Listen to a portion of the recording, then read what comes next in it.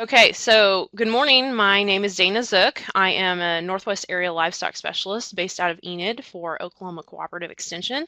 This morning I will be talking to you about alternative enterprises, but a section focused on Oklahoma regulations for slaughter facilities, packing plants, and other food production enterprises. All of the information presented today can be found at the Oklahoma Department of Agriculture. Their website is www.ag.ok.gov/food. So we will jump right into it. So first, let's focus on livestock. So Oklahoma slaughter facilities and packing plants for livestock slaughter. Just to clarify, the term livestock pertains to cattle, bison, sheep, swine, goat, horse, mule, or other equine. Okay, so we are not focusing on any poultry on this slide. So the options for livestock slaughter facilities and packing plants in Oklahoma are a custom exempt plant, mobile slaughter units, and inspected packing plants. Just to give you a little bit of an overview of those, a custom exempt plant is where livestock are custom slaughtered without ante-mortem or post-mortem inspection. So there's no inspection prior to slaughtering the animal, and there's none afterwards. However, with this sort of regulation, no retail sale is allowed. So those people who slaughter those animals, they do that. They're selling basically their services to slaughter that animal for individuals. So no sale of these animals is allowed in any retail sale to any consumers. The second option is a mobile slaughter unit. So this is a very unique part of this. This is where any person or entity is slaughtering more than 10 head per year on farm or in the field.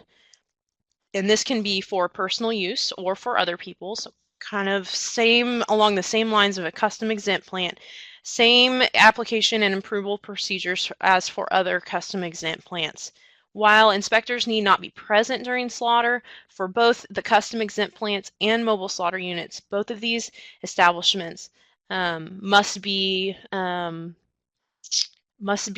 approved prior to operation and must be available for inspection at any time. So the third option we have is an inspected packing plant. Here, an inspector is present at all times in the process. Facility design and slaughter procedures must be approved prior to operation. These individuals who own the inspected plants must abide by all Oklahoma packaging and labeling laws, and with this, because of the inspection, you are able to sell your products from this facility. So that's kind of the rundown of the options for that. For more information, there's much more detail online at the Oklahoma Department of Ag. So that website is listed there. Refer to the food safety rules regarding meat inspection. The contacts for further information, really good guys at the Oklahoma Department of Agriculture, Scott Yates and Brian Suki.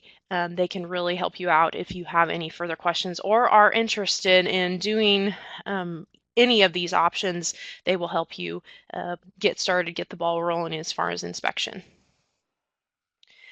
So since we've talked about livestock, we didn't cover poultry. Because of the recent interest in this, I gave a little bit more detail as far as the slaughter and sale of poultry products. So you have two options for the slaughter and sale of poultry products. So the first is a custom exempt plant. Similar to the livestock facilities, no facility inspection is required for a custom exempt plant. However, no retail sale is allowed. So you won't have ante-mortem or post-mortem inspection here, similar to the livestock. Sale of orders may be made directly to consumer without third-party intervention. A producer, you are limited as far as how many animals you can do here, how many can be slaughtered. They may not slaughter more than 250 turkeys, or not more than an equivalent number of birds and other species. So 4 birds of other species equals 1 turkey. So if you, for instance, just to give you an example, if you were to interested in slaughtering broiler chickens, you would be able to slaughter 1,000 broiler chickens in 1 year and remain under this custom exempt status. So one turkey times 250 turkeys times 4 is 1,000 chickens. Hopefully that makes sense. That's within 1 calendar year. If you stay below that level, you can remain at the custom exempt status. So as far as sale of these products, it can be a little confusing, but producers can market or advertise their product at a location such as a farmer's market. They can also sell there, but no poultry may be sold directly to a consumer that hasn't made a previous order. So basically you can take orders at a farmer's market or some sort of place like that, and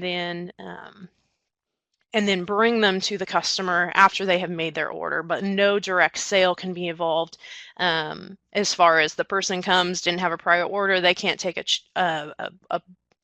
chicken or a turkey home that day, if that makes sense.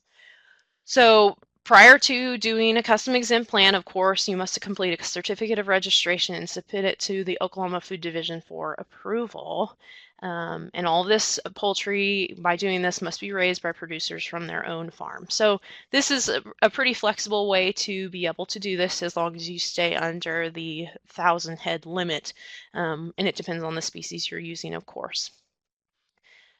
Definitely go online and look at the food safety section. That title and chapter and subchapter is listed there. Scott Yates is your contact for this section. So the next option you have as far as slaughter and sale of poultry products is a state inspected slaughter facility. So just similar to the livestock slaughter facility, this slaughter facility is compliant for retail sale. You must complete an application for inspection service to the Oklahoma Food Safety Division for approval. Slaughter facilities must be compliant, of course, with guidelines, and the state inspector must be present during slaughter. And the facility must abide by all packaging and labeling laws. So there's a consistency here. If you're selling to retail markets, you have to comply with labeling and packaging laws. If you are not, if you're a custom exempt plant, you don't necessarily need to do that, but must do it in a way food safety is the utmost importance. Scott Yates is again your contact here and would be able to provide you with any information that you need. If there's more details that weren't included, which we didn't include all the information in this presentation, but just a good overview. Excuse me. So the next slide, we're dealing with eggs. So the sale of eggs. I know this is very recently become a very popular thing for small producers, small ag producers, an alternative enterprise for adults as well as 4-Hers, kids, that sort of thing. There are some things that you need to keep in mind. It's very simple. Oklahoma producers of eggs shall sell ungraded eggs from hens managed on their own farm. Okay, so you have a flock of hens on your farm, you can sell those eggs, but that sale must be made directly to consumers from your farm.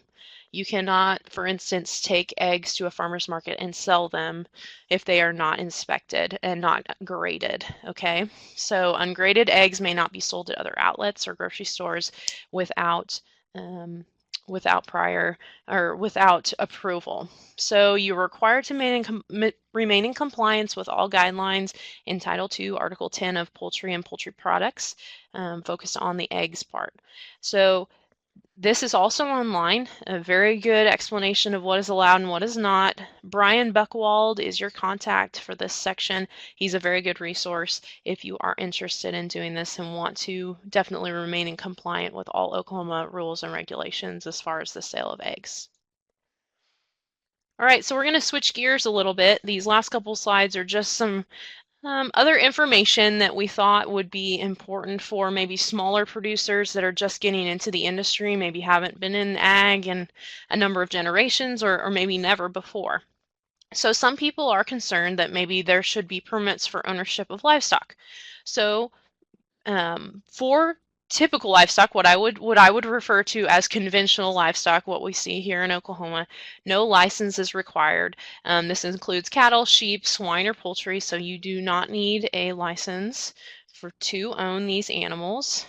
But there is, depending on how many you have, permitting is based on animal numbers, and we will talk about that in the next slide when we talk about animal feeding operations or confined animal feeding operations. Additional licensing applications is required for the ownership of and the sale of fish, farmed deer, or feral swine. So there's a little bit more involved with those species. All animals coming into the country or crossing state lines may be subject to the change in health paperwork. So you would want to look up, if you are planning to purchase or sell animals into another state, you would want to look up those rules and regs for that state or know the regulations for coming into Oklahoma. That's very important. And usually you have to work through a vet to get those. For any additional help or information regarding livestock licensing, there's a phone number listed there, and there's also a website on the Oklahoma Department of Ag website that talks about this. So very simple unless you're wanting to go over state lines, and then it's not too complicated, just a few forms, and you can get that accomplished. All right, so animal feeding operations. A lot of small producers probably won't be dealing with this, but it's good to understand it. So the definition of an animal feeding operation is all animals that are confined for at least 45 days over a 12-month period. So a lot of us probably have this if we're producers, okay? The thing where it changes is what we call a CAFO, a confined animal feeding operation. There are different levels of CAFO, different numbers of confined animals, and it will vary as far as species as well. So a large CAFO is over 1,000 head of cattle. A medium CAFO for cattle would be about 300 head. And then there's a third criteria as far as, does the Department of Agriculture or the Environmental Protection Agency, the EPA, find that your feeding operation may be risk to the environment. Okay, so it depends on the runoff and that sort of thing. So there is some oversight as far as, if they think that it is risky enough, they will call it a confined animal feeding operation, even if it doesn't meet the head requirements. I did refer to a lot of these as cattle, but there is a lot of swine, CAFOs, that sort of thing. So depending on what animals you're raising or what company you're working with, or if you're just doing it for yourself, you really want to get the numbers as based on the species of animals you're raising. So definitely go to, we have a fact sheet, 2015, but it's still a really good resource for beginning farmers in Oklahoma. There's a part in there that talks about this. Very good document. The Oklahoma Department of Agriculture also has some places where you can look at definitions and find paperwork if you are interested in the regulation side of that, interested in that. So overall, we just did a summary of some of the main points, main questions that people have had as far as regulations. All of the information presented today can be found at the Oklahoma Department of Agriculture, www.ag.ok.gov/food, and I appreciate your attention.